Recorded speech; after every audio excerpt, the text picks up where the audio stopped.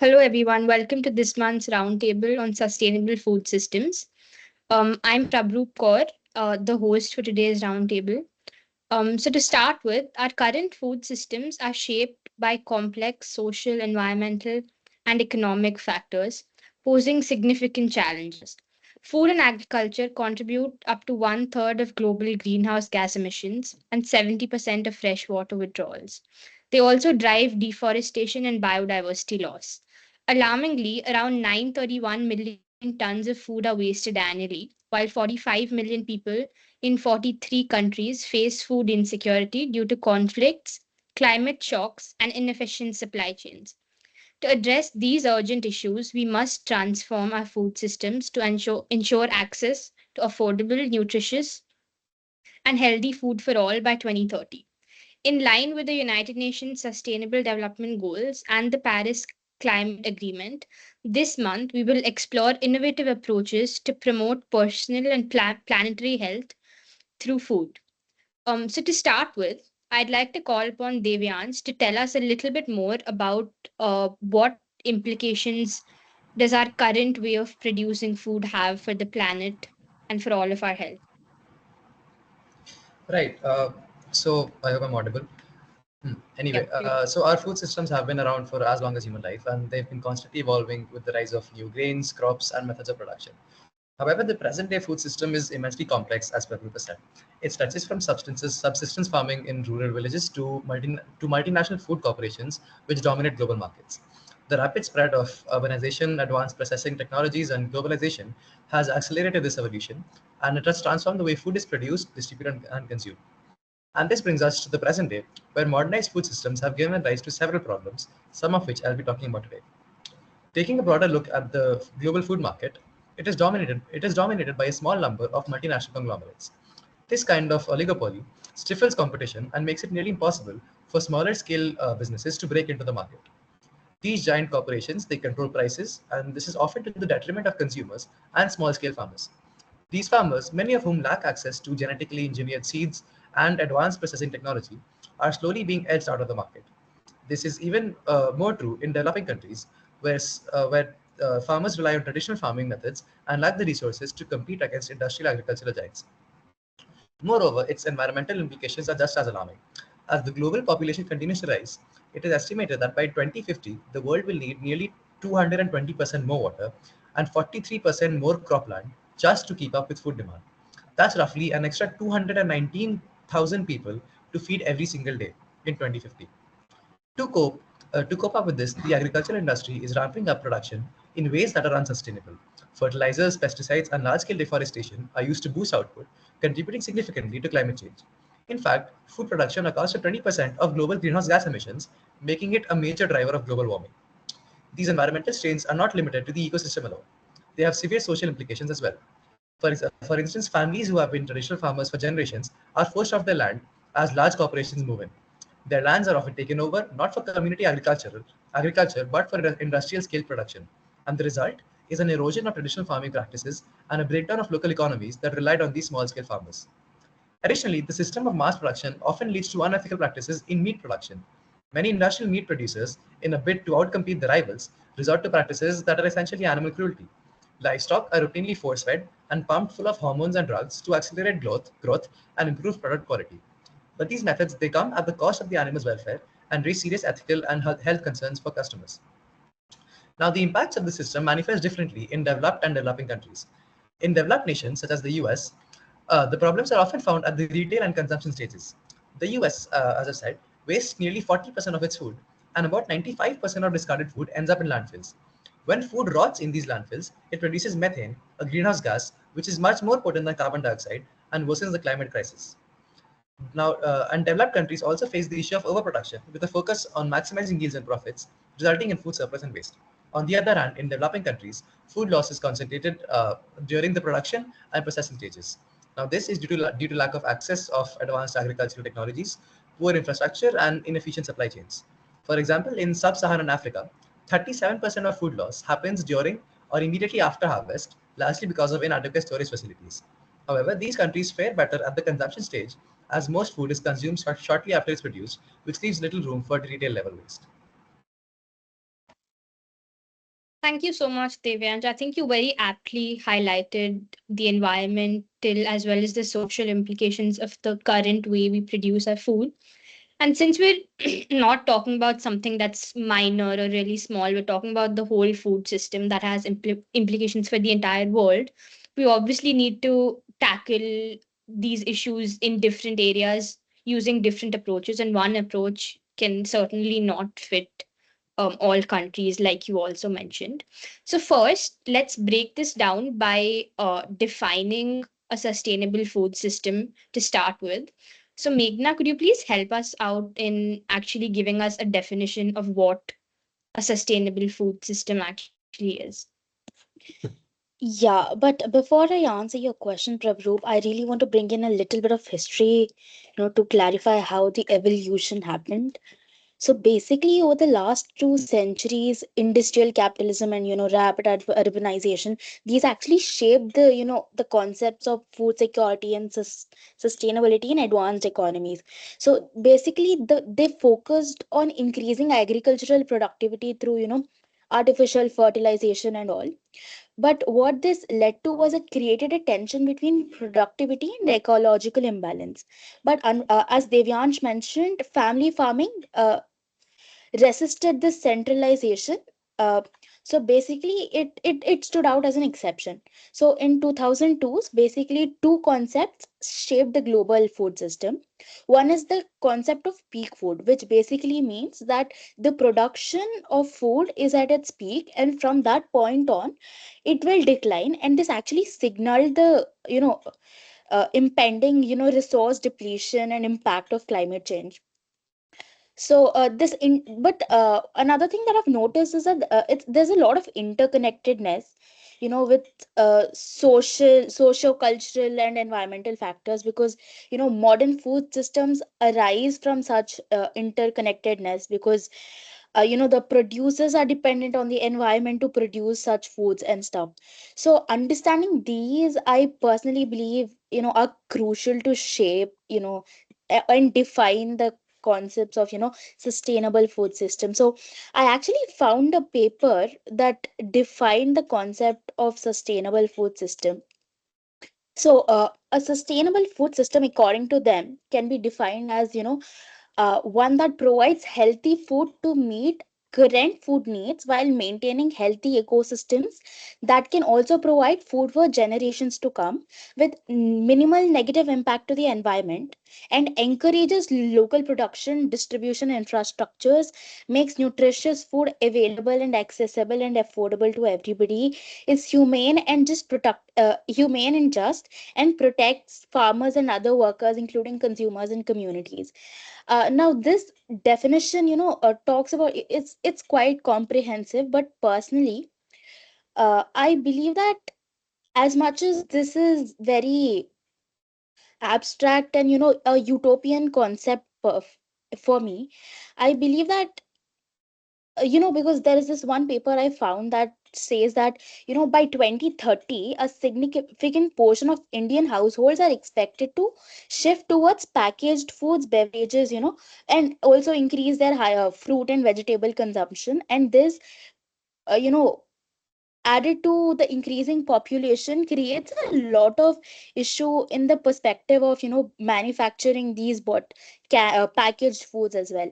So personally, I would define sustainable food system as that is environmentally sustainable, economically sustainable, and socially sustainable, trying to minimize negative impacts, directly and indirectly, with something that arises out of it, and also that provides equitable and just uh, ways for even small farmers as well. And also it should be profitable for everybody, and they should actually add to the development of the economy as such. So this is how I personally would define sustainable food systems.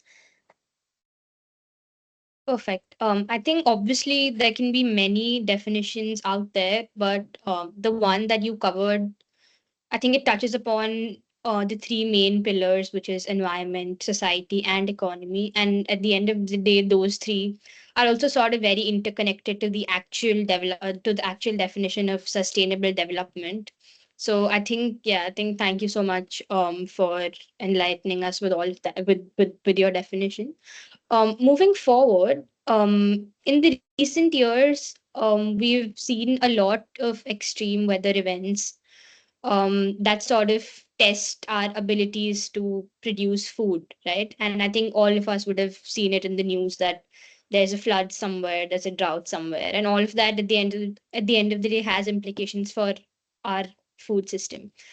So now I would like to ask Ruchika, in what ways do you think these extreme weather events actually increase the vulnerability of agricultural and food production? Right. So my focus would be predominantly on India because it is located with unique geographical features. And especially this year, there have been changes in the weather and how it has placed us over this year.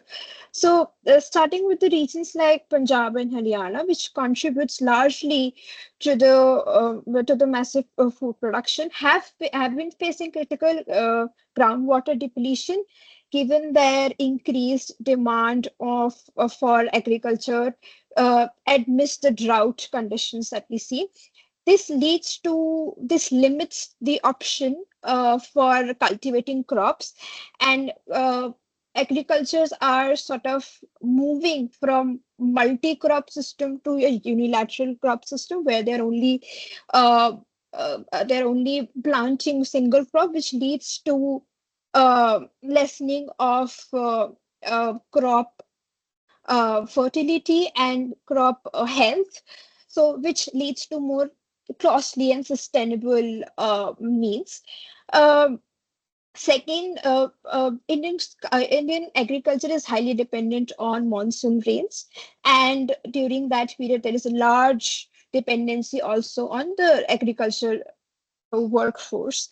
So, due to also increase in the rainfall, we see agriculture runoff into the lakes, into the rivers, which not only which harms the water quality, because it carries nutrients, fertilizers, and pesticides, which has been put on into the crops, which sort of harms the neighboring water bodies, which ultimately even the farmers are dependent upon.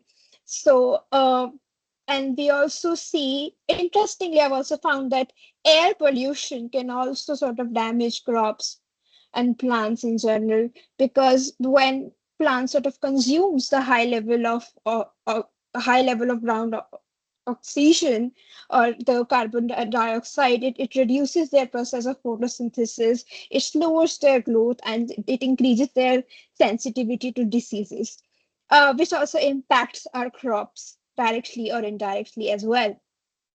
Secondly, there have been disbalances in the production supplies because of these rampant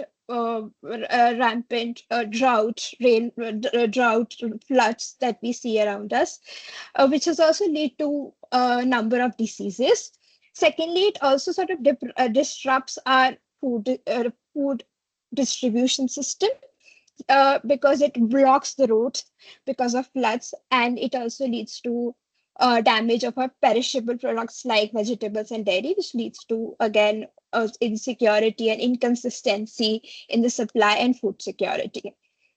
Uh, with this all changes, we see farmers are mainly at the cost of all these insecurities and disruptions. It leads to the financial losses of these farmers, and they operate under losses and narrow profit margins. It puts them a risk of investment and leading to lower quality of seeds, and using less, and of course, then shifting to one crop system like we have discussed before. um, so in conclusion, all this warming weather, humidity, higher amount of humidity and climate change leads to make it also leads to conditions which are viable for pests and diseases, which creates multiple problems.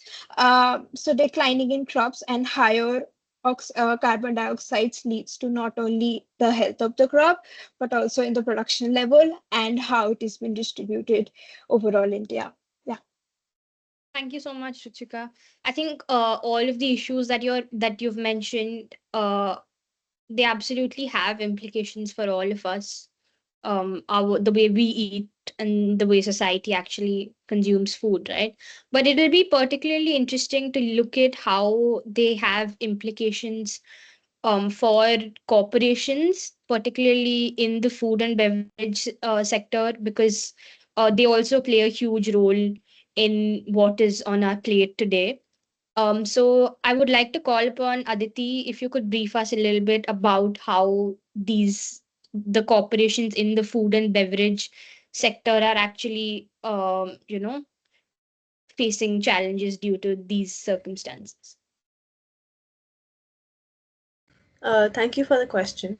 So, starting with what the topic actually means, what vulnerable food systems actually mean for agribusinesses.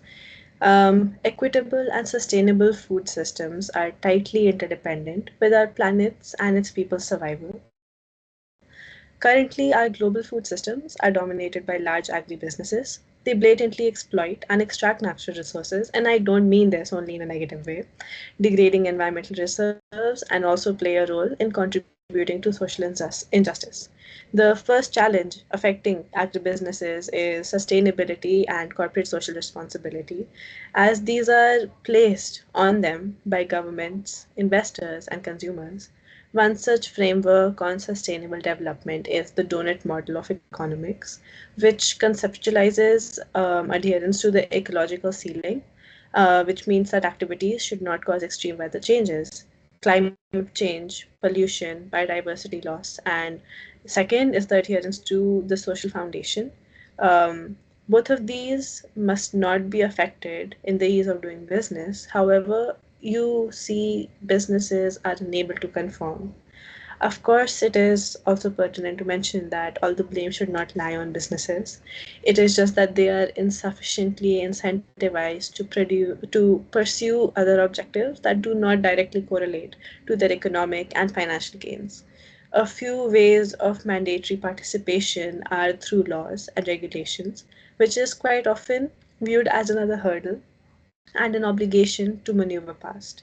So, the second challenge is supply chain disruptions, as factors disrupt production, distribution, transport, and trade, causing insurmountable scarcity, price hikes, and delays.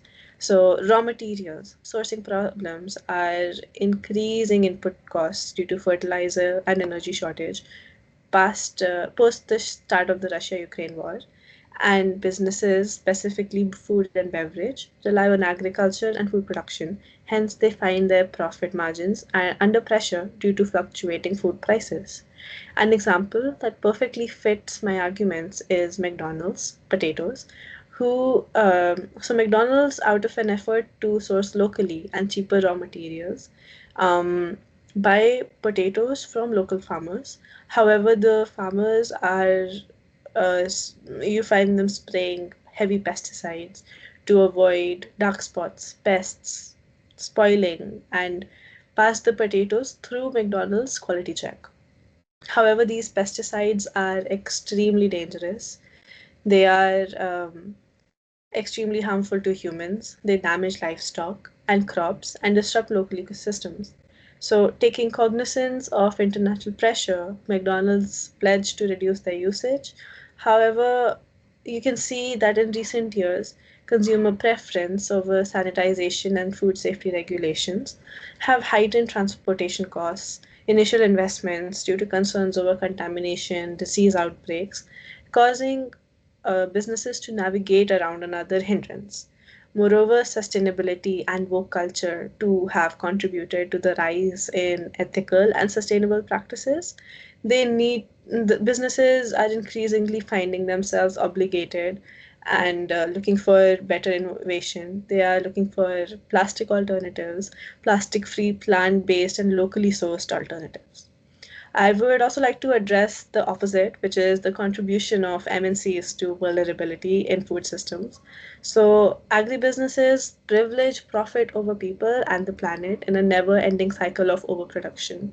Agribusiness billionaires are affecting small scale farmers who should be the drivers of local food production but find themselves marginalized, unable to secure fair wages, and stormed on by the competition, especially in metro cities, which are also known as food deserts, where control is established over consumption in models such as supermarkets, such that fresh, locally sourced, nutritious food is replaced by family jumbo packs of chips. Their production lines constitute of unsustainable management. They influence the planning and development of towns and cities, becoming the root of their own problems. This disregard to the world's capacity can be seen through insufficient regeneration time for natural resources such as marine animals and degradation or infertility of land due to practices such as monoculture. So, under the rules of development, we are led to polarization between urban and agricultural areas, with spreading concretized cities, exacerbating environment issues, and these include habitat loss, deforestation, and increased greenhouse gas emissions from urban sprawl. Thank you so much, Aditi, for your answers. I think this now shifted the focus of the roundtable a little bit more towards how corporations are actually playing a huge role in the way we produce our food, right? Also, to add on a little bit here, I was recently reading up about a few companies that are related to the second challenge that you mentioned, particularly that of disruption in supply chains, right? So I think we've all heard about the company Mars, which produces the very famous M&M, Snickers, Twix, and things like that. So they recently, in I think a few years back, they faced a lot of problems in sourcing the cocoa crop, because of some extreme weather events. They couldn't actually source their raw material, and they faced a huge issue with that. And since then, they've incorporated holistic programs that are actually aimed at empowering smallholder farms, through a lot of initiatives such as the LEAP program, the Active program in Indonesia. So what they try to do is they enhance agricultural practices by providing training on sustainable farming techniques, and also improving access to financial resources, and obviously promoting agroforestries. And now I feel that these strategies not only boost crop resilience against climate change, but they also enable farmers to diversify their income, ultimately leading to more sustainable livelihoods as well. Additionally, Mars also emphasizes collaboration with suppliers and local organizations, to foster a transparent and responsible supply chain by partnerships with NGOs, research institutions. The company also focuses largely on data driven approaches to identify best practices and address systemic issues in cocoa farming. Also, another example, when we talk about alternatives, right? We know that most of our food sources today come from produce that is very demanding on the environment. So when here we could also talk a little bit about alternatives. So there's this organization called Entomo Farms, which is mainly based in North America, Canada, and I'm not sure if it's in US right now, but it's primarily in Canada. So they've actually been innovating by using insect protein, specifically crickets and mealworms, as a sustainable food source, owing to the large environmental footprint that our current protein sources produce. So their cricket farming practices require significantly less land, water, and feed compared to traditional methods. And I think by promoting the nutritional benefits of insect protein, which is right now, of course, with the yuck factor involved, it isn't really a huge market, but they're absolutely trying their best at creating a market for insect proteins. So they're by doing that, they're sort of addressing food security. Because to be honest, these insect sources are actually, they have a lot of protein, and apparently they have all the 9 amino acids present in them. So as I said, by doing this, they're actually addressing food security while also contributing to more sustainable protein sources, which I think is something that we specifically need to move forward. Yeah, so these are just a few examples that I wanted to add on as to how organizations and firms are actually contributing and doing their part, so that we could also have a little positive overview. But now I would hand this panel over to Tanishi, my co-host, who would take it forward from here. Right. Thank you so much, Prabhu. Firstly, am I audible? I'm sorry, I'm struggling a little bit Yes. with my internet. All right. So thank you so much, first of all, for guiding us through such an insightful discussion. I believe we've already covered some crucial aspects of sustainable food systems, from the environment and economic impacts to the vulnerabilities that extreme weather imposes, as Ruchika rightly pointed out as well. At this stage, I think it would be a nice segue to delve a bit deeper into the role of innovation, government, and cultural practices. So, as my co-host Prabhu rightly pointed out, the role of businesses is quite critical. However, the role of government in such a situation cannot be overlooked. Government policies and initiatives often shape the direction of the industry and the consumer behavior. And I know that Meghna had briefly elaborated a bit upon the conception of sustainable food systems in the first half of the discussion. And if I could invite her again to and ask her to elaborate upon the role of governments that are playing in enabling such a shift to sustainable food system. So, Meghna, over to you. Yeah. So I want to start off by saying that a lot of businesses do focus a lot more on profit than their impact socially.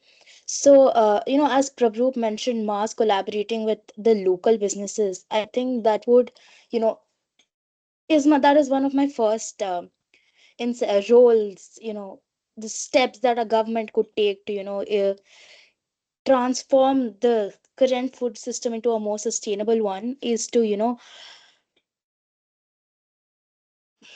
basically incorporate more social and what do you call it, promote local and regional markets, because governments can support such developments through, again, subsidies play a role.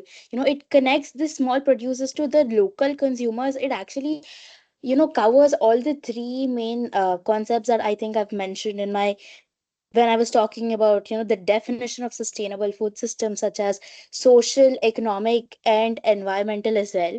So building on that, I think government should prioritize, sustainably produced food in the public structure.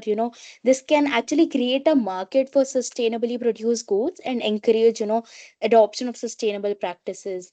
Another thing a lot of us have mentioned is the role of climate in defining what a sustainable food system is like. So I think governments in that way can incentivize, climate smart agricultural, practices that help farmers to, mitigate climate change and, such as, increased crop diversification and, irrigation techniques, and also develop policies that help these small farmers, be prepared for disasters, something that is the primary concern for a lot of small farmers.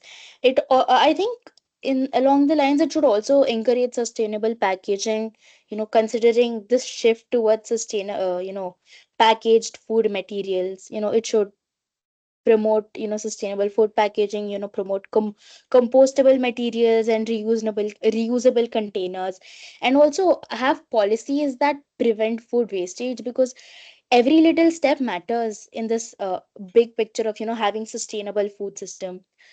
Another thing is, I think governments can engage in international trade agreements, that promote sustainable agricultural practices, and also support small time farmers in the developing countries as well. There could be a little exchange of technology, also, a collaboration that can actually promote the concept of sustainability in that. Along that lines, I think the government should, constantly monitor and evaluate, the status or the situation the agricultural area is in, uh, to develop policies that are more flexible and more up to the times and the needs that we have. Something that I've read in a lot of school textbooks was the concept of crop rotation, right? It is actually a very useful concept, and such, sustainable practices should also be taught. A workshop should be organized to small farmers in, rural areas to reach people. But yeah, I think this is about what I have. uh, but I think is limited, but innovation is, there's a lot more that we can go on. So I think there government should promote innovation, especially in such areas where it's extremely needed. So yeah. Right. Thank you so much, Meghna, for that comprehensive overview of the government's role. It's clear that government policies and regulations can indeed create a framework for sustainable food systems. And of course, your perspective on how these shifts are being implemented is, of course, incredibly valuable. So, of course, then, as much as governments and businesses are central to this transformation, I believe cultural practices and consumer behaviors of also offer a significant impact to sustainable food systems. So, keeping in line with some of the discussions that we've had previously, if I can invite Shaurya to shed light upon how cultural practices and individual behaviors can influence this shift. Right. So first of all, I would like to thank you all for having the opportunity to answer this question. And I would like to start by appreciating some of the remarks made by my peers here. That is specifically to point out few would be Devyansh, Meghna, and Aditi. So to start off, I would like to add on to the remark made by Devyansh, where he talked about the very important divide, that is the divide between the global north and the global south. Because as we all have discussed elaborately upon here, food systems remain on a spectrum. So there is a huge sum of the population of the world, that is, according to a survey by the World Economic Forum, that roughly 10% of the global population, that is an estimated of 768 million people in 2020, remained undernourished. Then there comes a whole section of food production in the global north, where a lot of food products go to waste. And then there are trends in other Western countries where, according to current consumer habits, and again, as data shown and reflected by the World Economic Forum, obesity now affects more than 2.3 billion people. And if current global trends continue, 60% of the men and 50% of women worldwide will be obese by 2050. So I believe the data I have just quoted gives us a very good stance on how this is a very big spectrum where a lot of food is being wasted, but a lot of population remains undernourished, while a lot of population is also obese. Now, given how Meghna also very well pointed out that increasing climate change impacts are also exacerbating food systems vulnerability, I believe there is a very big importance that here needs to be given to the intersection of three things. That is sustainable food practices in terms of production, better dietary habits in terms of nutrition to ensure equitable access of benefits to all people coming from all stratas of the society.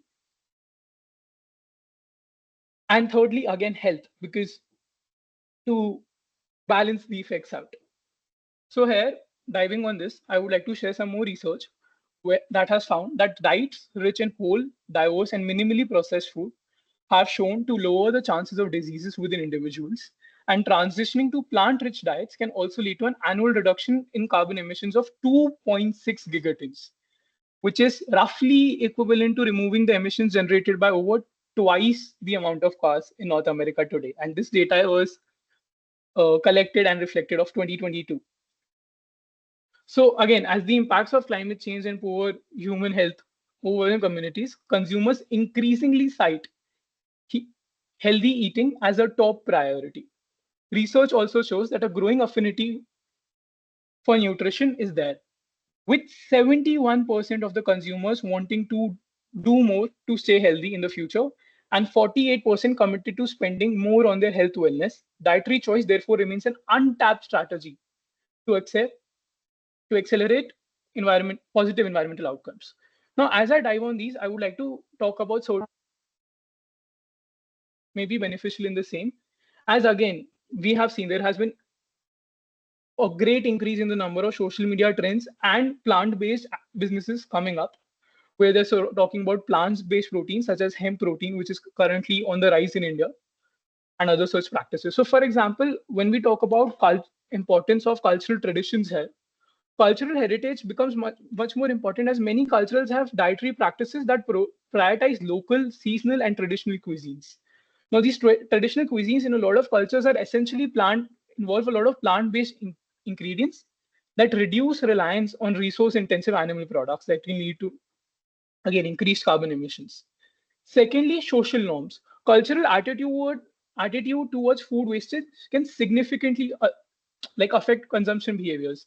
In cultures where minimizing waste is valued, consumers are more likely to adopt practices that support sustainability, such as composting or reusing leftovers. This can again be seen in a lot of South Asian countries where the culture frowns upon food wastage. Food reusability is a part of many households and their daily dietary cultures. Thirdly, social influence.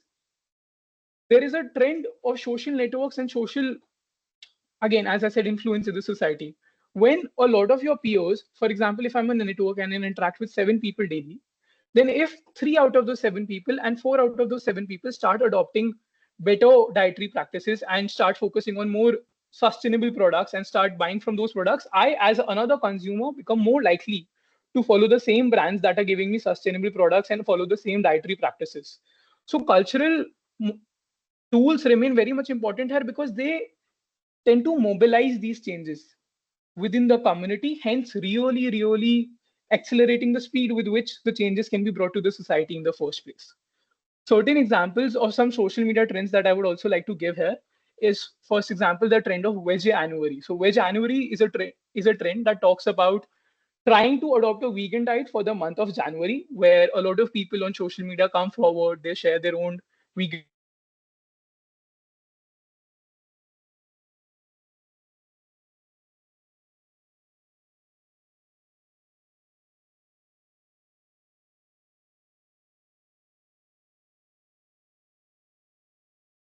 Shaurya, we can't hear you. I think you're on hold.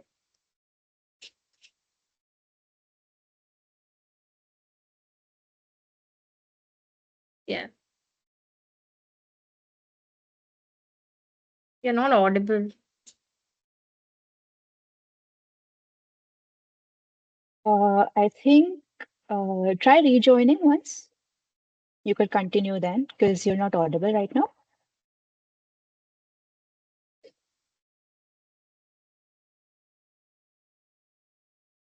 All right.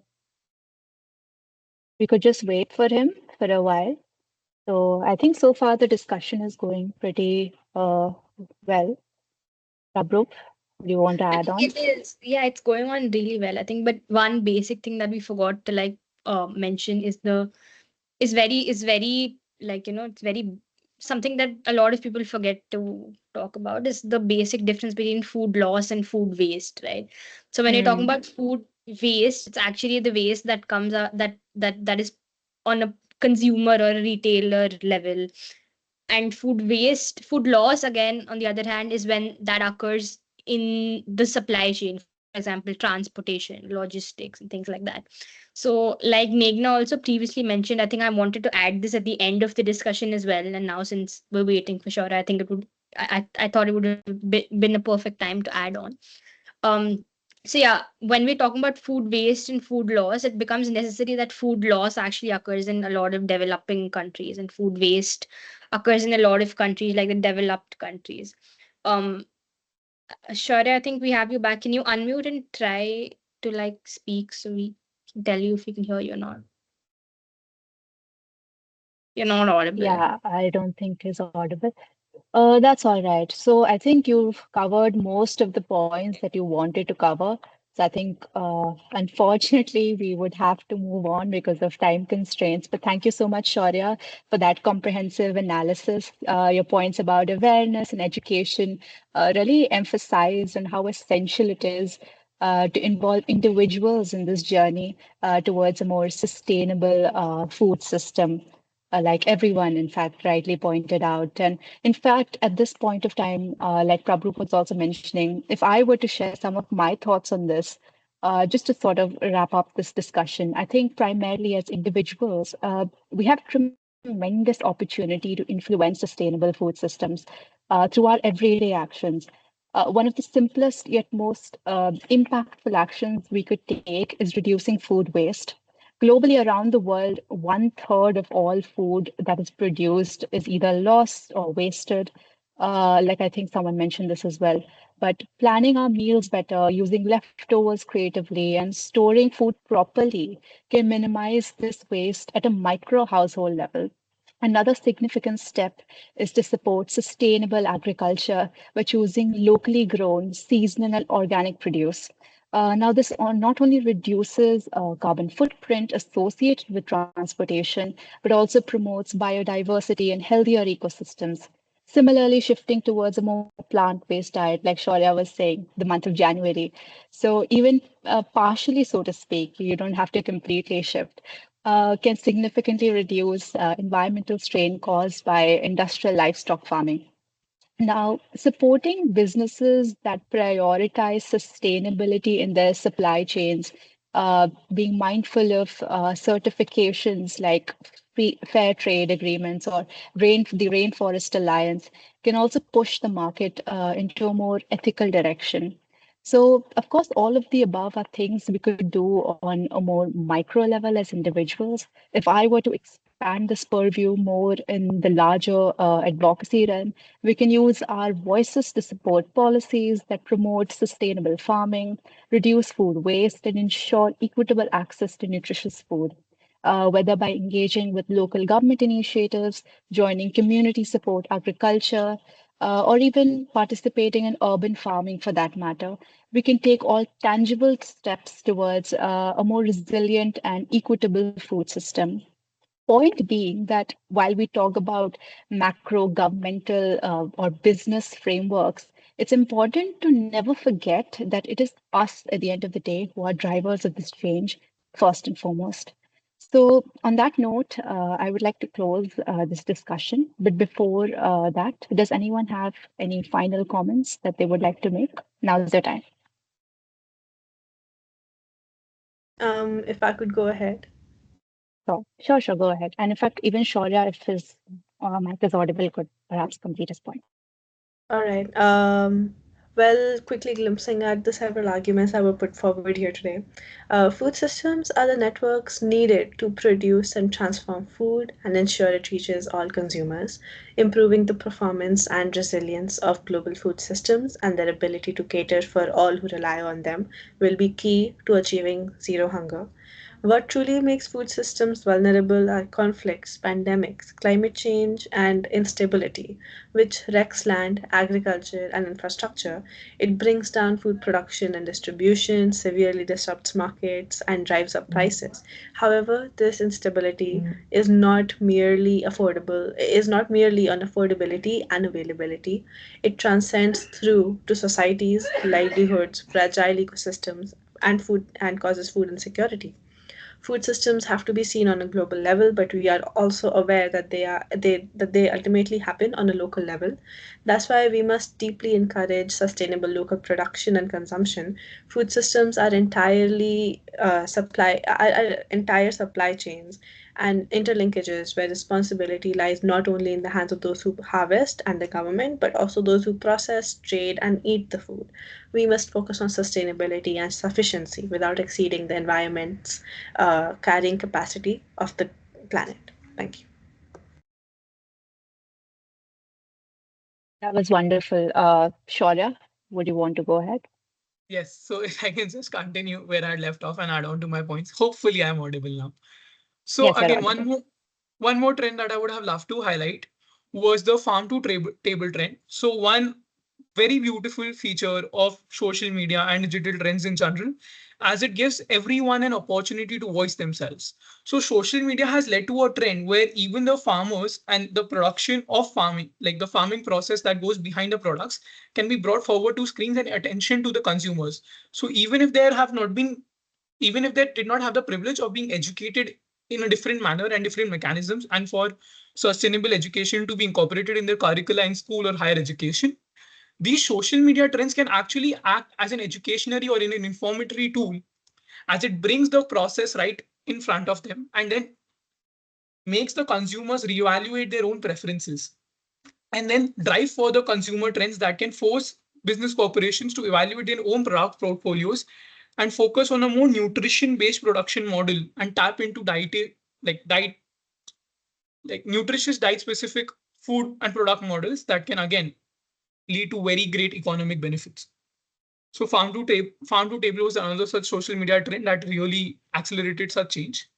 Lastly, I believe that again, as we all speak of solutions, given what the data tells us and the story that data is telling us, along with the direction of the solutions that we're headed in, what another factor that is very important here remains speed.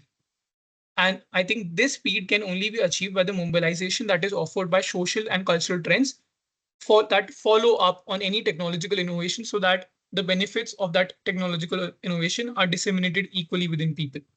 Lastly, one positive fact here that I found here for India was that a recent report that was conducted by the Worldwide Fund for Nature, called the Living Planet Report, found that food consumption patterns in India are the most sustainable within the world. It says that the way Indians consume food would require less than one Earth, that is 0.84 of the present Earth that we have today, to support food production by 2050 if every country adopts its pattern. A key focal point of the report was India's National Millets Campaign, an initiative aimed at revitalizing the consumption of ancient grains. So the report also notes that in some countries, promoting traditional foods will be an important lever to shift diets. And I think this again adds on to the point of how culture around food can again be a very great tool that helps leverage collective community action towards approaching a solution that will again is for everyone. Right. I think it's a very interesting point that you just raised. I think we all in our respective households know how mothers, treat leftover food. And every breakfast, I remember my mother would make some different kind of paratha out of that, whatever leftover curry was left. So I think Prabhu, you can go next. I think, Shaurya, thank you so much for mentioning about the millets, because when we talk about sustainable food systems, it's very important to mention about millets. Because I was recently reading, it's actually a superfood because of the amount of nutritional qualities that it contains. And it's also considered a very sustainable grain because of where it can be grown, and it actually requires lesser water than our normal thing. So thank you so much. We shouldn't have missed such an important thing.